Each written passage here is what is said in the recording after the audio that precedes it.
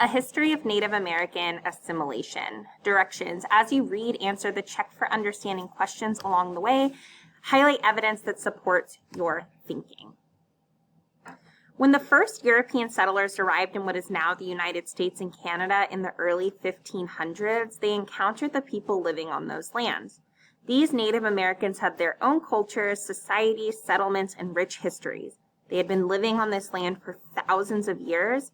As more Europeans came, their settlements grew too. By the time the United States was established at the end of the 18th century, European settlers had forcibly removed many of the native people along the Atlantic coast, replacing that once rich native culture with what is now known as Western culture. Western culture includes the patterns of life that settlers brought from Europe. So you want to pause the video and answer this question. What does the author want us to learn about replacing the native cultures? All right, great. Let's keep reading. Many Native Americans fought to maintain their traditional language, culture, and beliefs, but were forced to adopt many Western cultural practices. Often, survival was dependent on a Native person's willingness and ability to assimilate. Assimilation is a process when a minority group begins to resemble the dominant cultural group, often not by choice. Settlers forced Native Americans to end their ways of life. This forced adoption of Western culture was also called civilizing. The group that had assimilated the most, the Cherokee, Choctaw, Chickasaw, Creek, and Seminole, were called the 5 civilized tribes. Pause the video and answer this question. What does the author want us to learn about assimilation? Okay, let's keep reading. Laws and policies in America further forced Native Americans to assimilate because white Americans had all the political power. George Washington, the first U.S. president, encouraged further assimilation. In 1790, he signed the Treaty of New York with the Creek Nation. Part of this treaty was intended to help lead the Creek to a greater degree of civilization and to become herdsmen and cultivators instead of remaining in a state of hunters.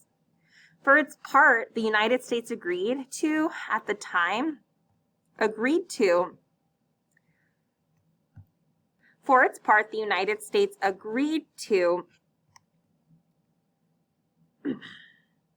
protect the Creek and provide them land, domestic animals, and tools for farming.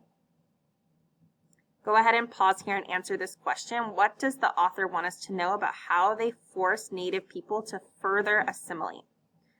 All right, let's keep reading. After conflicting views within the U.S. government and growing pressure for Western settlement, the U.S. government broke the Treaty of New York and actively pushed the Creek off their land. This also occurred with the other assimilated tribes. By the 1820s, many of the United States were calling for the complete removal of Native Americans west of the Mississippi River in order to make this land available to typically white settlers. In 1830, President Andrew Jackson signed the Indian Removal Act. This law forced Native Americans to relocate west. The Cherokee resisted and appealed to the Supreme Court. They argued that they had sufficiently assimilated as was expected of them. They asked for protection the United States had promised. The court sided with them, but Jackson ignored the court. In the end, the U.S. government forcibly removed Cherokee off their land and into Oklahoma. Pause here and answer this question. What does the author want us to know about President Andrew Jackson? Let's keep reading. At the time, Oklahoma seemed very far away, so it seemed like the pressure to take Native Americans would relax. But after the American Civil War, Western expansion in fact increased dramatically.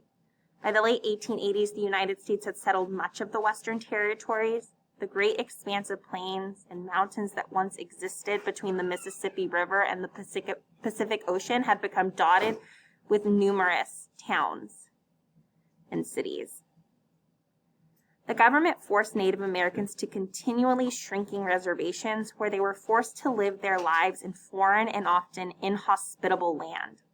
Reservations are specific areas of land set aside for Native Americans. Many found this intolerable. In some cases, violent conflict between Native Americans and settlers or the U.S. government erupted. Many white Americans concerned with this problem felt that further assimilation was necessary. Out of these desires came the Dawes Act, which aimed to break up the unity and communal power of Native American tribes.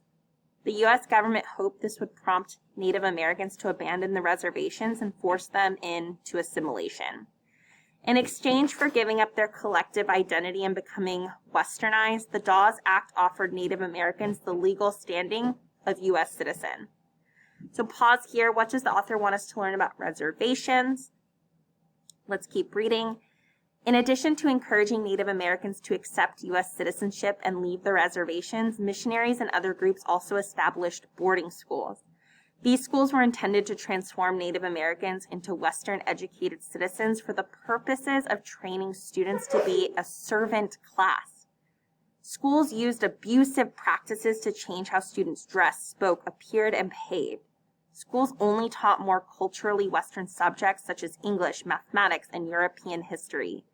This tactic did assimilate many Native Americans from the reservation into culturally Western habits.